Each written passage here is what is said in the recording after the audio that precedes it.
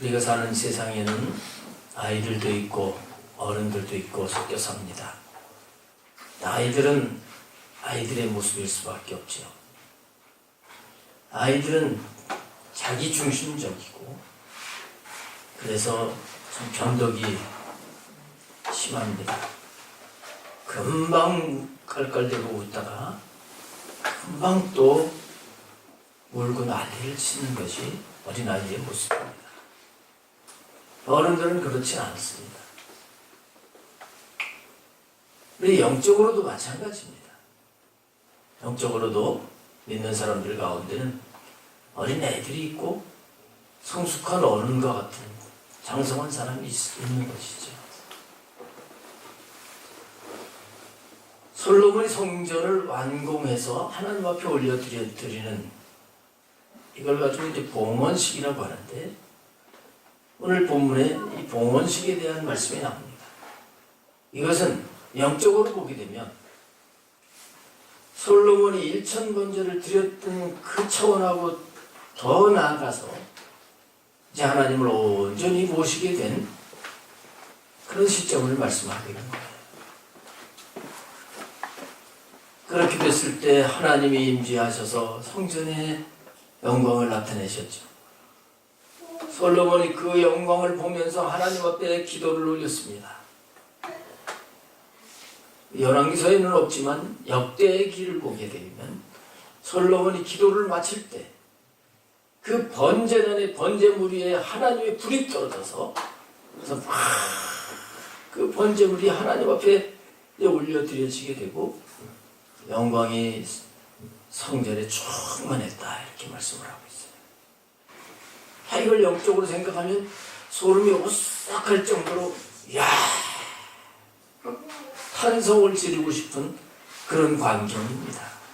그런 광경. 오늘 말씀해 보게 되면 이렇게 봉헌을 한 다음에 너무너무 좋아가지고 바로 일주일 동안 봉헌식을 했는데 이어서 일주일을 더해서 장막절을 지키게 되었습니다. 이렇게 장막절을 지킨 다음에 너무나 기뻐가지고 백성들은 너무너무 기분이 좋아가지고 막 왕에게 막 축복을 하고 기쁨이 넘치고 마음의 즐거움이 충만했다. 오늘 본문에 이렇게 말씀을 하고 있어요. 오늘 우리는 이 말씀이 우리에게 실제가 되기를 원해서 주신 말씀으로 받아야 되겠어요. 근심이 세상 근심이 있고 하나님 뜻대로 하는 근심이 있다고 성경은 말씀하고 있습니다. 지혜도요, 세상 지혜가 있고 하나님의 지혜가 있다고 말씀하고 있고 기쁨도 그렇습니다. 기쁨도 세상 기쁨이 있어요. 하나님 알지 못하는 사람들도 기뻐해서 살 수 있어요. 근데 하나님이 주시는 기쁨, 이 기쁨은 우리가 진리의 말씀 가운데 훈련하고 성장해서 하나님이 원하시는 삶을 살 수 있으면 우리는 하나님이 주시는 기쁨을 늘 누리며 살 수 있게 되는 것입니다. 오늘 이 본문 말씀을 통해서 우리는 영적인 메시지를 깨달아야 되겠는데 세 가지를 말씀을 나누려고 합니다. 첫 번째는 영적으로 성숙되면 곧 우리가 하나님과 늘 함께 할 수 있는 성전이 되어지면 하나님과의 관계가 언제나 화목한 관계가 된다. 이것을 우리가 오늘 본문 속에서 알 수가 있습니다. 오늘 62절 말씀해 보게 되면 이에 왕과 및 왕과 함께한 이스라엘이 다 여호와 앞에 희생제물을 드렸다 그랬어요. 근데 이 희생제물은 63절에 솔로몬이 화목제의 희생제물을 드렸으니 화목제의 희생제물을 드렸다. 얼마큼 드렸는가 하면 여호와께 드린 소가 22,000마리, 양이 12만 마리라. 이렇게 하면서 봉헌식을 올려드렸다는 거예요. 화목제물. 오늘 우리에게 있어서는 예수 그리스도께서 화목제물이 되어주셨습니다. 원래 타락한 인간은 하나님께 나갈 수도 없고 하나님께 기도할 수도 없고 하나님과의 관계가 완전히 끊어진 겁니다. 완전히 등져가지고 원수가 된 상태입니다. 그런데 로마서 5장 10절 말씀을 보게 되면 우리가 원수 되었을 때 하나님이 그 아들을 보내서 화목하게 하셨다. 예수님이 십자가에서 하나님과의 원수 관계를 그걸 화목시켜 주신 거예요. 그런데 문제는 뭐냐면 늘 화목된 관계라고 하면 어떻게 되겠습니까? 좋은 관계가 되어진다고 하면 자주 만나고 싶고 해서 만나서 대화도 하고 교제하고 이러는 거예요. 그런데 예수님이 화목제물이 되어주셨는데 불구하고 하나님과 관계가 제대로 되어지지 않아. 이건 뭐 때문에 그럴까요? 영적으로 미성숙하다. 어쩌다 한번 1년에 그냥 부흥이 할 때 막 기도하면 하나님 나와 함께 가시는 것 같고 1년에 한 서너 번 정도는 예배를 드릴 때 하나님이 나를 만나주셨다. 왜 이럴까요? 미성숙하다는 거예요. 하나님은 예배 때마다 우리를 만나주시는 분이시고 하나님은 언제나 우리와 함께 하시면서 우리와 교제하시는 분이시고 하나님은 우리의 삶에서도 언제나 우리의 삶을 받아주시는 분이시다. 이것이 잘 안 된다고 하는 것은 바로 아직 화목제물을 이렇게 소를 22,000마리를 드리고 양을 12만 마리 어마어마하게 화목제물을 드린 이런 수준에 우리가 이르지 못했다 하는 것임을 깨달아야 되는 겁니다. 앞에서 솔로몬이 1,000번제를 드렸습니다. 1,000번제하고 비교할 수가 없어요. 그 수준이 아니에요. 소만 해도 22,000마리.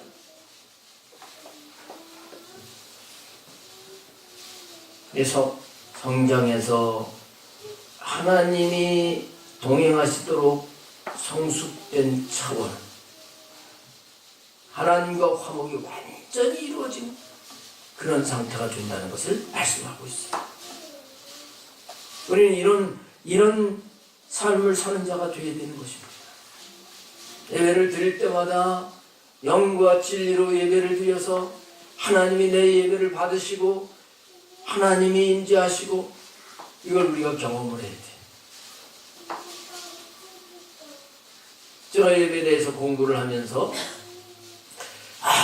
지금까지 수많은 예배를 드렸는데 하나님이 받으시는 예배가 너무너무 적었구나. 그런 걸 깨닫게 됐어요. 그리고 마음을 새롭게 하면서 먼저 제가 예배자가 되려고 몸부림을 칩니다. 그래서 예배를 드리기 전에 성령님 함께 해주셔야 됩니다. 주님의 보혈로 덮어주시고 내가 뭘 하는 자가 아니라 하나님 앞에 예배를 드리는 자로서 하나님 앞에 드려지기 원합니다. 이 마음을 모으고 하니까 그래도 예배 드리면서 하나님의 임재를 경험하고 제가 은혜를 받는 게 되어지는 거예요. 예배 참석한다고 해서 하나님이 그 예배를 받으시는 게 아니라 하나님은 인격을 가지고 계신 분이십니다. 우리의 친아버지십니다. 그렇다면 그분과 함께 우리가 교제하는 게 당연한 거예요. 아멘. 멀리 계셔서 우리 아버지 저기 미국에 사신다 그러고 1년 내내 통화도 한 번도 하지 않고 우리 아버지 미국에 사셔. 그렇게 사는 아버지보다는 이웃집 아저씨가 날지도 모르겠어요. 우리가 하나님을 이 지식에 머무르는 하나님으로 두지 말고 살아계신 인격으로 계신 인격적으로 나를 사랑하시고 언제나 나와 함께 하시는 그 하나님을 모실 수 있는 자가 되어야 되는 것입니다.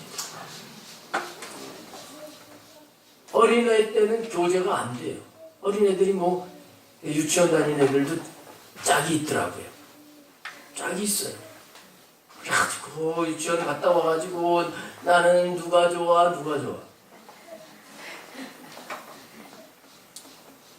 기껏 해봤자 뭐 보지는 않았지만 유치원 가가지고 내가 좋은 애하고 기껏 해 뭐 손 이렇게 붙잡고 잠깐 이렇게 눈 마주치고 그걸로 끝났을 거예요.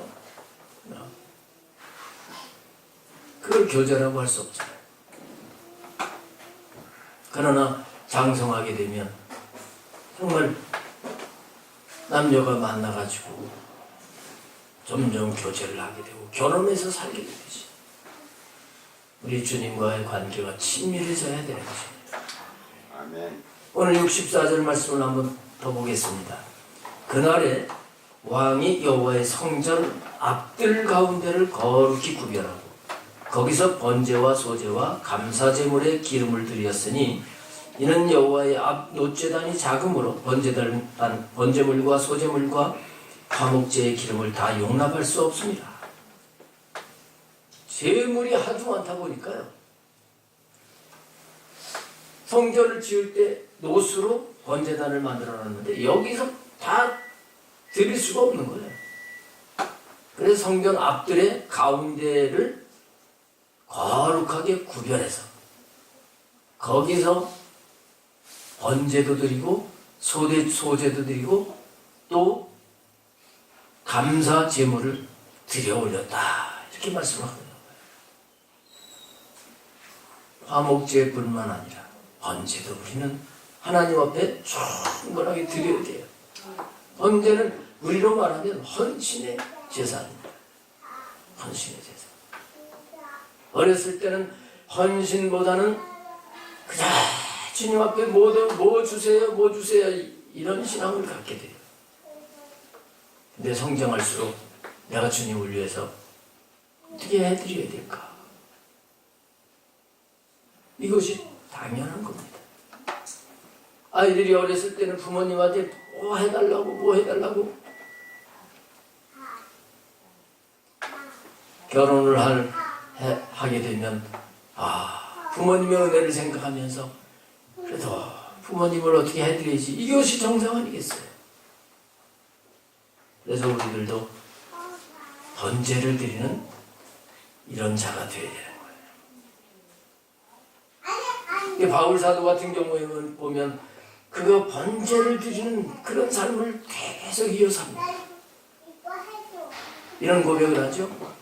우리가 살아도 주를 위하여 살고 죽어도 주를 위하여 죽나니 사나 죽으나 우리가 주의 것이로다. 주님의 뜻을 이루는 데는 목숨을 아끼지 아니하고 그리고 주님을 위해서 살았습니다. 이게 번제를 드리는 삶이에요. 소제는 감사의 제사거든요. 곡식으로 다른 제사와 함께 같이 드리는 제사죠. 감사의 제사예요. 우리는 감사로 제사입니다. 감사로 제사를 드리는 자가 하나님을 영원롭게 하나니 시편 기자가 이렇게 찬양을 드린 것처럼 우리가 늘 감사할 때 하나님이 영광을 받으시는 거거든요. 근데 성숙되지 못하면 이게 안 되는 거예요. 감사를 못하면 대신 뭘 하겠어요? 원망, 불평, 짜증.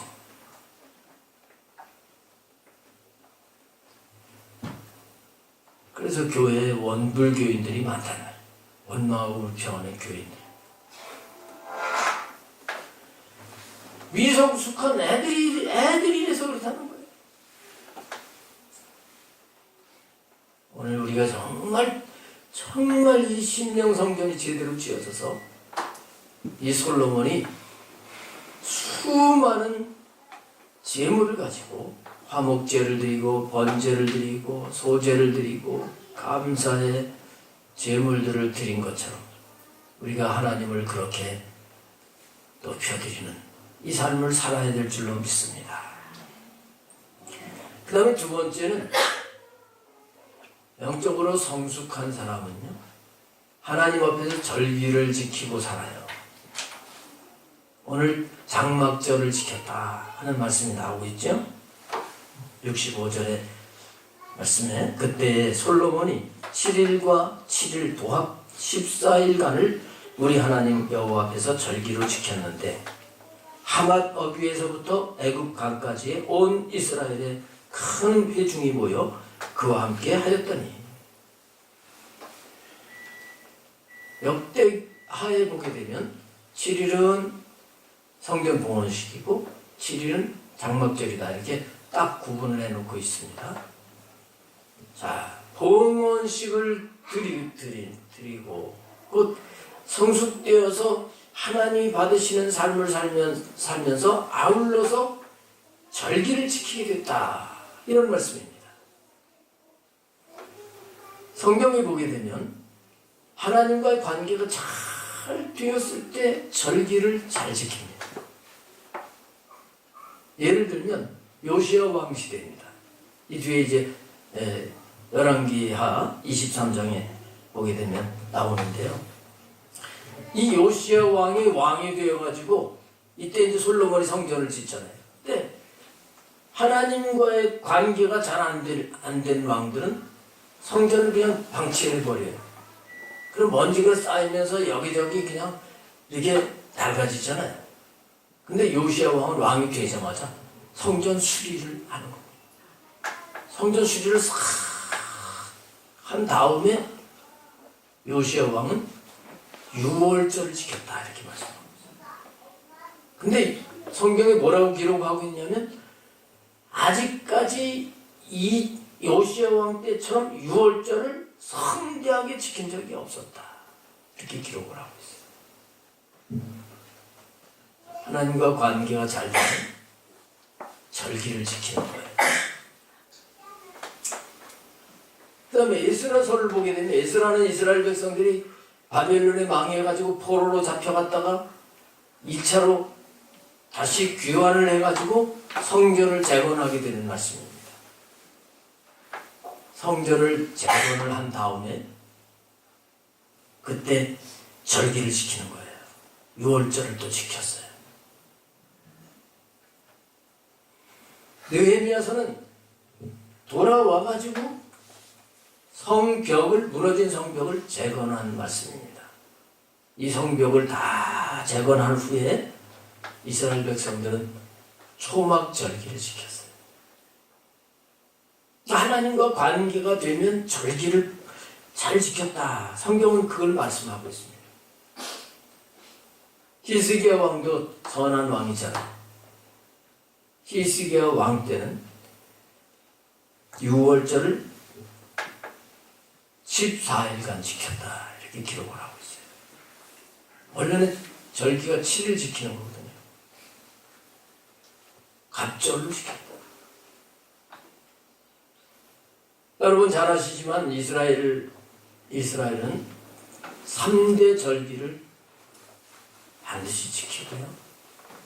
또 그 밖에도 또 그 사이사이에 다른 절기들이 있어요. 이건 오늘 우리에게 말하면 영적인 하나님의 구속사를 정확하게 말씀해 주시는 거거든요.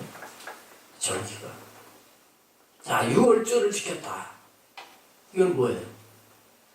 애굽에서 구원하는 걸 그 기쁨, 감사 이걸 지키는 거거든요. 절기라고 하는 게 명절입니다.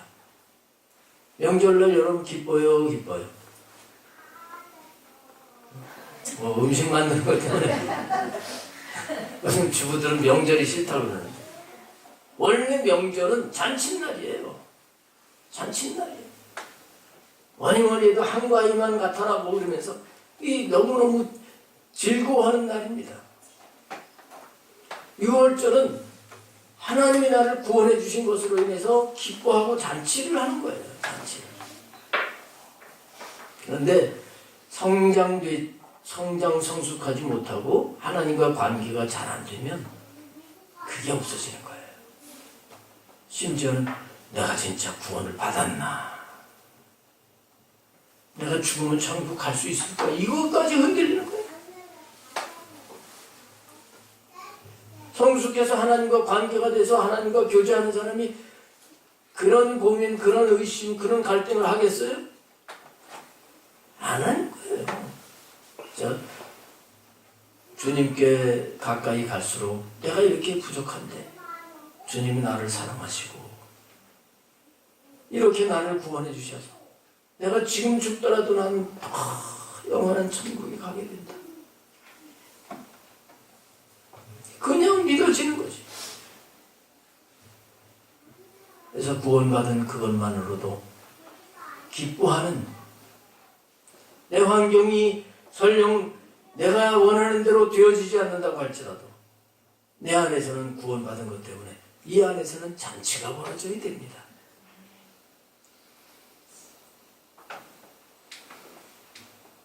그 다음에 큰 절기가 뭐냐면 맥추절, 초실절이라고 하기도 하고 칠칠절이라고 하기도 하고 또 오순절이라고 하기도 하는 이 두 번째 절기가 있어요. 하나님과 관계가 잘 된 사람은 이 절기도 지키면서 잔치를 하는 거예요. 초실절이라고 하는 것은 처음 곡식을 거둬가지고 이걸 하나님 앞에 감사하며 지키는 절기거든요. 이 처음 거두는 게 보리 밀이기 때문에 이걸 가지고 맥추절이라고 하는 겁니다.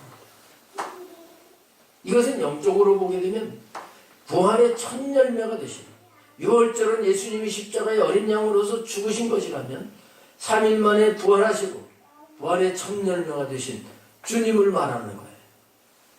그래서 이 맥추절을 지키는 삶이라고 하는 것은 나는 부활한다.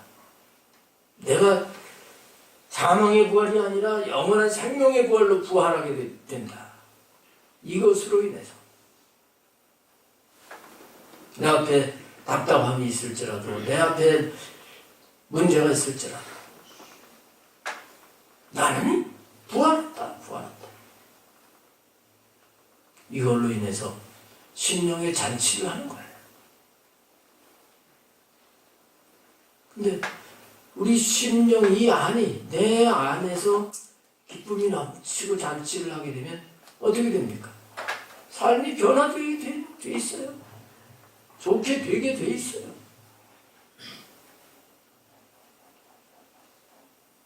그리고 맥추절을 이어서 바로 오순절은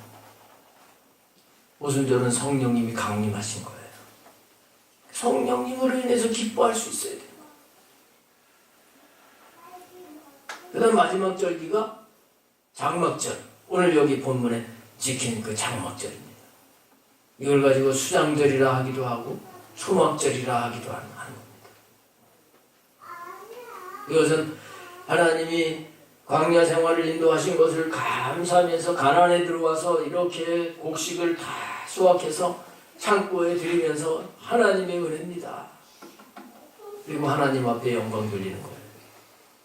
오늘 우리로 말하면 뭡니까?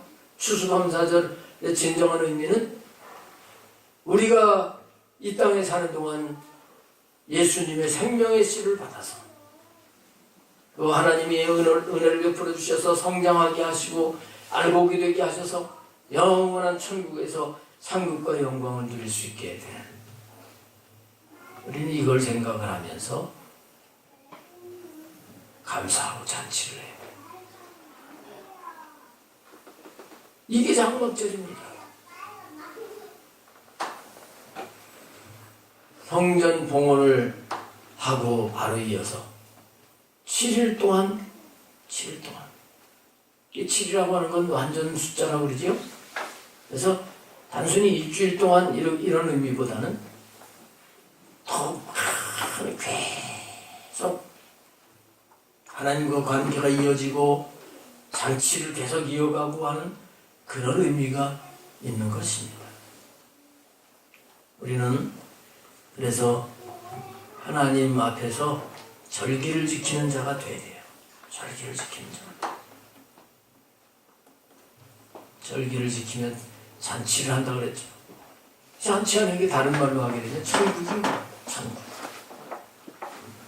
우리 성도님들의 심령과 삶이 천국이 되기를 축복합니다. 아멘. 로마서 14장 17절 말씀에 하나님의 나라는 먹는 것과 마시는 것이 아니고 육체에 먹고 마시는 그것 때문에 행복한 게 그게 아닙니다. 하나님 원하시는 것. 오직 성령 안에서 의와 평강과 희락이 하나님의 나라라고 했었어요. 그래서 우리 환경이 좋지 않다고 할지라도 우리는 주님 안에서 항상 기뻐하라 하신 말씀대로 항상 기뻐할 수 있는 거예요. 범사에 감사하라 하신 말씀대로 감사할 수 있는 거예요.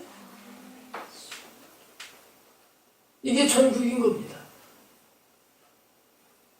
성령님이 도와주셔서 우리를 이렇게 만들어주시는 거예요. 자, 그 다음에 세 번째로 성전 봉헌식을 다 한 후에 기쁨이 넘쳤다 이런 말씀을 하시는데 여기서 우리가 깨달을 중요한 게 있어요. 이 성전 봉헌식과 장막 절기를 지키는데 왕과 백성이 함께 했다는 말씀이 겹쳐서 말씀하고 있어요. 여러분, 영적으로 성숙한 사람은요, 혼자가 아니라 함께하는 사람이 됩니다. 영적으로 믿음이 약하고요, 영적으로 어린 사람들 보게 되면 함께하는 걸 싫어합니다.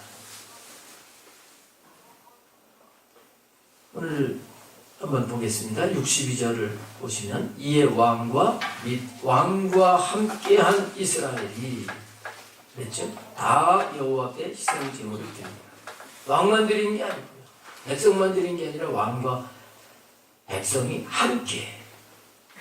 63절 그 하반절 말씀만 보겠습니다. 이와 같이 왕과 모든 이스라엘 자손이 여호와의 성전의 봉헌식을 행하였는데 같이 했습니다.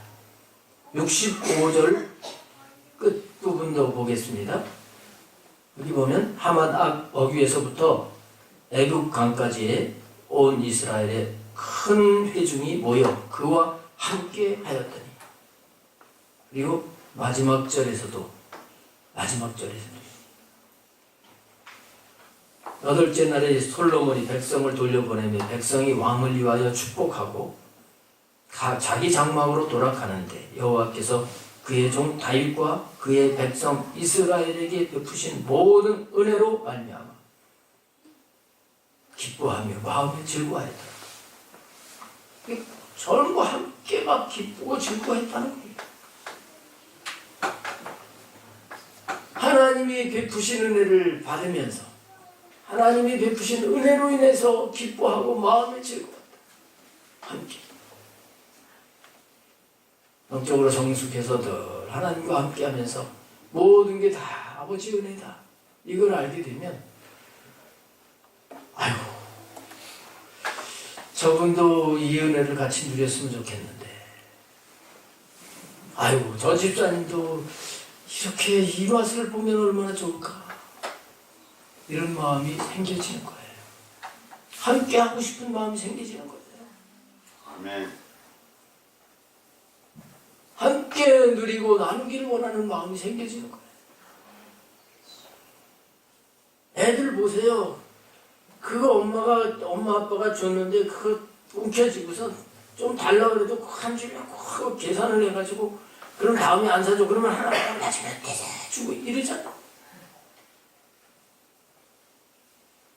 근데 성장한 부모는 안 그래요. 그래도 또 주려고 하고 또 주려고 하고.